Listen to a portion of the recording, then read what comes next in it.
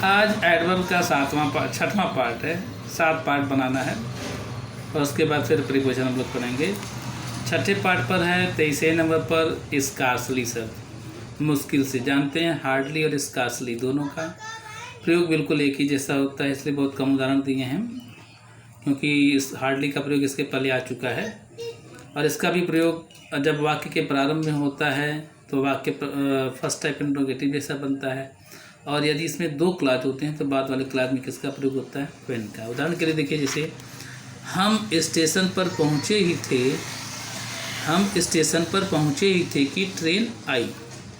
We had scarcely, CE है, ध्यान दीजिएगा, स्पेलिंग आप जानते हैं। We had scarcely reached the station, जानते हैं रीच्ड के बाद एट नहीं लगता है, अराइव के बाद एट होता है।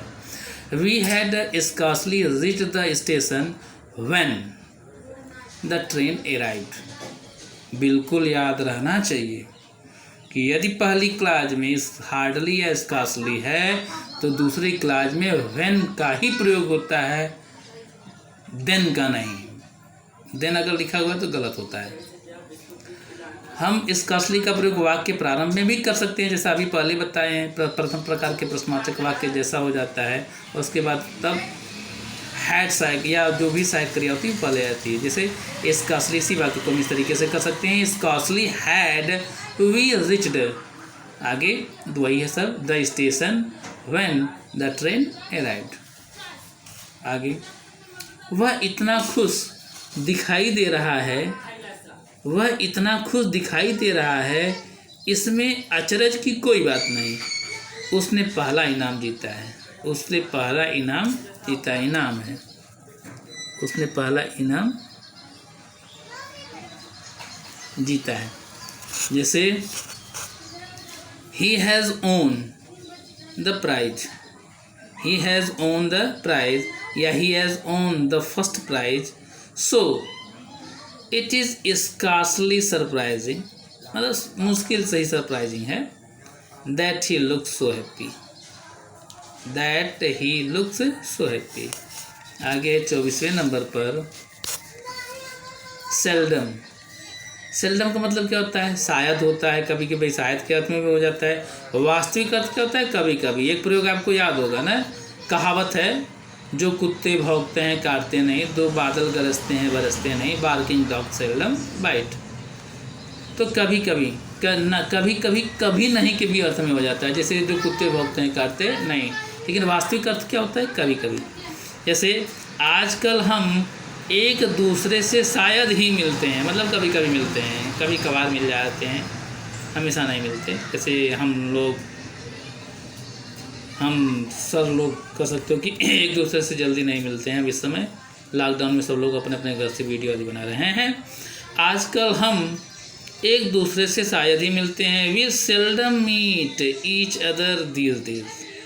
तो फ्रीक्वेंसी बताने वाला है, जानते हैं ना। इस तरीके का शब्द जो होता है कहाँ प्रयोग होता है? ऑलवेज का, सेल्डम का। मुख्य क्रिया के पहले, सहायक क्रिया के बाद, मुख्य क्रिया सहायक क्रिया के बीच में। बहुत अच्छे से बताया गया है। और सेल्डम का भी प्रयोग वाक्य के प्रारंभ में हो जाने से हो जाता है, तब वह वाक्य के अर्थ पर जोर देने लगता है, और तब उसके बाद सहायक क्रिया का प्रयोग होता है। उसी वाक्य को बना दिया गया है, देखो उसी तरीके से। अगर इस तरीके से भी लिखा जाता है सही होता है, गलत नहीं होता, आप ध्यान रखेंगे। सेल्डम डू क्यों? क्योंकि meet present indefinite. Seldom do we meet each other these days. उसे 3 बच्चे हैं तो खाली समय उसे मुश्किल से मिलता है।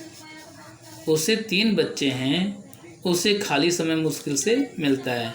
Now that she has 3 children, she seldom got any free time या any spare time। खाली समय, फालतू समय उसको मुश्किल से मिलता है। 25वें नंबर पर है सो। 25 नंबर पर है सो। सो का अर्थ क्या होता है? सो का अर्थ होता है इतना, सो का अर्थ होता है वैसा, सो का अर्थ होता है ऐसा। जानते हैं ना, कंजक्शन के रूप में भी इसका प्रयोग होता है। प्रयोग के आधार पर इनका नामांकन अलग अलग हो जाता है। ध्यान देने योग्य बात है, आप लोग याद रखिएगा इस बात को। ये नहीं कि इसको लिख दिया गया एडवर्ब के रूप में पढ़ाया जा रहा तो वही नहीं, प्रयोग के आधार पर अब पहले बताया गया है ना कि नाउन प्रोनाउन और इंटरजेक्शन को छोड़ करके बाकी सबकी विशेषता बताने वाले शब्द को हम क्या करते हैं, एडवर्ब करते हैं। तो अगला शब्द क्या है, सो।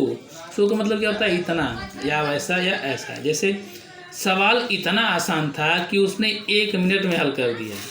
सवाल इतना आसान था कि उसने 1 मिनट में हल कर दिया। द सम या question was so easy that he solve it in a minute. So that का प्रयोग आप पढ़े हैं, रिमोट टू वाले में, बताना ज़्यादा जरूरी नहीं है। आगे बढ़ते हैं। वह तुम्हें इतना खाना बर्बाद नहीं करना चाहिए। खाना मतलब भोजन। तुम्हें इतना भोजन या खाना बर्बाद नहीं करना चाहिए। यू शुड नॉट वेस्ट, बर्बाद, so much food. So much जब प्रयोग हो सकता है भाई, सो मेनी भी हो सकता है। अंतर क्या है, संख्यावाचक होगा। जैसे तुम इतने शर्ट क्यों खरीद रहे हो। Why are you buying so much, नहीं मेनी शर्ट्स। क्यों, इसमें फूड, इसमें शर्ट्स है, ये इसमें संख्यावाचक है इसलिए मेनी हो गया, सो मेनी हो गया। इसमें ये पदार्थवाचक इसलिए इसमें सो मच हो गया। दोनों का हिंदी अर्थ क्या है, इतना या इतने। आगे बढ़ते हैं, सो वाले प्रयोग में ही देखेंगे। मैंने इतना महंगा ड्रेस कभी नहीं खरीदा। मैंने इतना महंगा ड्रेस कभी नहीं खरीदा। नेवर का प्रयोग अभी पढ़े हो। नेवर भी क्या है, एडवर्ब है। I have never bought so expensive a dress. So expensive a dress आपको याद होना चाहिए, आपको पहले बताया गया है, सिंटेक्स में पढ़ाया गया है कि जब किसी एडजेक्टिव के पहले सो का प्रयोग हो जाता है तो उसके बाद जो नाउन आता है उस नाउन के पहले ए या एन का प्रयोग होता है ना। जब किसी एडजेक्टिव के पहले किसका प्रयोग हो जाए, सो या सच का प्रयोग हो जाता है तो नाउन से पहले किसका प्रयोग कर देते हैं, ए का। सिंटेक्स में पढ़ाया गया है। वह वैसा या ऐसा क्यों कर रहा था। Why was he doing so. क्या तुम्हें ऐसा लगता है। Do you think so. मुझे ऐसा नहीं लगता। I don't think so, I do not think so. क्या ऐसा है, क्योंकि सब्जेक्ट नहीं है तो इट का प्रयोग कर देंगे। क्या ऐसा है, इज इट सो। आइए खास बातें देखिए, नोट नंबर 1। किसी बोली हुई बात को समर्थन देने वाले वाक्य के अर्थ में हम किसका प्रयोग कर देते हैं, सो का। क्या, किसी बोली हुई बात को, कही गई बात के समर्थन अगर देने वाला वाक्य है तो उस वाक्य में हम सो का प्रयोग करते हैं। जैसे उदाहरण के लिए, उसका भाई गांधी जी के समान दिखता है, तो उत्तर में बोल दिया क्या, दिखता तो है, सही है। दिखता तो है या क्या बोल दिया, सही है। तो हम क्या कहेंगे, his brother looks like Gandhi ji. His brother looks like Gandhi ji. तो आंसर में क्या बोल देंगे, सो he does, so he does. तो इसका मतलब क्या होगा, दिखता तो है, सही है, हाँ बिल्कुल गांधी जी के समान दिखता है। एक और उदाहरण देख लीजिए, उसकी आंखें सुंदर हैं, है तो सही, बिल्कुल सही है। His eyes are very beautiful, so they are. तो आप देख रहे हैं ना, सो फिर सब्जेक्ट प्रोनाउन का प्रयोग होता है, फिर उसके बाद हेल्पिंग वर्ब का प्रयोग होता है, क्वेश्चन टैग की तरह। लेकिन सहायक क्रिया पहले नहीं, क्वेश्चन आता नहीं, सो लग जाता है और फिर सब्जेक्ट, फिर सहायक क्रिया होती है। फिर दूसरी बात क्या थी इसकी खास, लंबाई चौड़ाई आदि अगर हम हाथ से दिखाते हैं ना, लंबाई है या चौड़ाई है, ऐसी कोई बात है जिसे हम हाथ से प्रदर्शित करते हैं, दिखाते हैं। तो ऐसा करते समय हिंदी में हम क्या करते हैं कि हम हिंदी में कह सकते हैं, संकेत करते हुए ना कहते हैं कि हमारा फ्रिज लगभग इतना लंबा है, और हाथ से इशारा करते हैं, एक बिट्टा एक हाथ ना, कुछ ऐसा करते हैं। तब इतना का जो शब्द इसमें प्रयोग होता है उसके लिए हम अंग्रेजी में किसका प्रयोग करते हैं, सो का प्रयोग करते हैं। लेकिन क्या करेंगे, इशारा करते हुए, our fridge is about so high ना, हाथ से इशारा कर रहे हैं, हाथ से कितना है, एक बित्ता एक हाथ, जो कुछ भी हो। तो ऐसे भाव में भी हम किसका प्रयोग कर लेते हैं, इतना के अर्थ में सो का। Our fridge is about so high. 26वें नंबर पर है स्टिल। स्टिल का मतलब क्या होता है, अभी तक, अभी भी, दोनों अर्थ होता है। कभी कभी अभी तक होता है, कभी कभी अभी भी होता है। हमें अभी तक कोई समाचार नहीं मिला है। We still haven't got any news. मैं अभी तक वही उपन्यास लिख रहा हूँ, इसके पहले जो लिख रहा था। I am still writing the same novel, वही उपन्यास।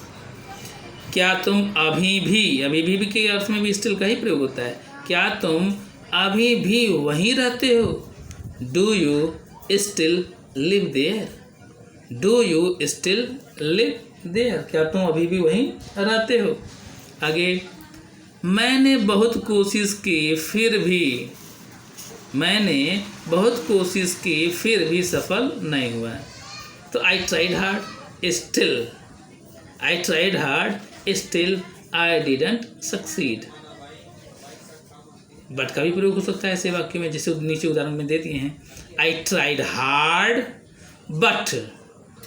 हार्ड बट आई स्टिल, अब बट और स्टिल मिलकर क्या हो गया? फिर भी। I still didn't succeed. इस प्रकार के और भी कई उदाहरण हैं। तो और भी के अर्थ में भी क्या हो जाएगा? और भी के अर्थ में स्टिल का प्रयोग हो जाएगा। There are still many more examples of this kind. हम वहाँ कल चलेंगे या उससे बेहतर है अभी चलते हैं। हम वहाँ कल चलेंगे या उससे बेहतर है अभी चलते हैं। हम वहाँ कल चलेंगे तो लेटस का प्रयोग हो जाएगा। लेटस गो देयर टुमारो, या उससे बेहतर है। आर बेटर स्टिल, बेहतर मतलब better. Or better still let's go right now मतलब अभी, तुरंत, तत्काल भी चलते हैं। और आज का अंतिमवा है 27वें नंबर पर टुगेदर का अर्थ क्या होता है? एक साथ या कभी कभी साथ साथ। वे हमेशा एक साथ भोजन करते हैं। They always eat together. हम क्लास को एक साथ जाते हैं। We go to the class together. वे अलग अलग गए या इकट्ठे गए। वे अलग अलग गए या एक साथ गए, इकट्ठे गए। Did they go separately? Or मतलब या, टुगेदर। सेपरेटली की स्पेलिंग याद करो है ना, सेपरेटली अलग अलग, आर टुगेदर।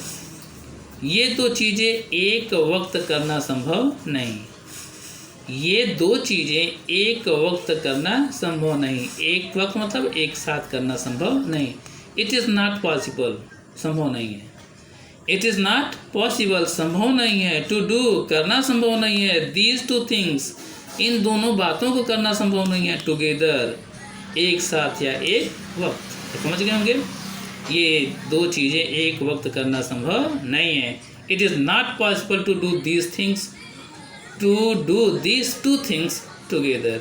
और इसी के साथ आज का ये समाप्त होता है एडवर्ब का प्रयोग। अब इसके बाद एक दिन और एडवर्ब पढ़ेंगे, उसके बाद फिर आगे बढ़ेंगे। बहुत बहुत आपका धन्यवाद। बोलो सिया बलराम चंद्र की जय।